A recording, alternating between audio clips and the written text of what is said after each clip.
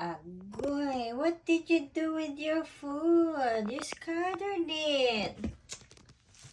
Ah, my goodness, Cho-Chang, huh? You see, oh? You always scatter the food, huh?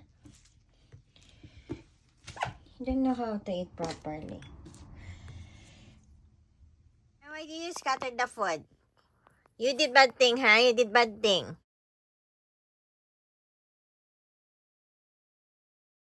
Palo here, palo. Don't scatter your food, baby ko, okay? Understand? Say yes to mommy. Ay, say yes to mommy. Be. Hala. You're not listening nga. You're facing the wall. Hala, facing the wall. Oh, you have attitude. Tignan mo yung tsura niya, oh.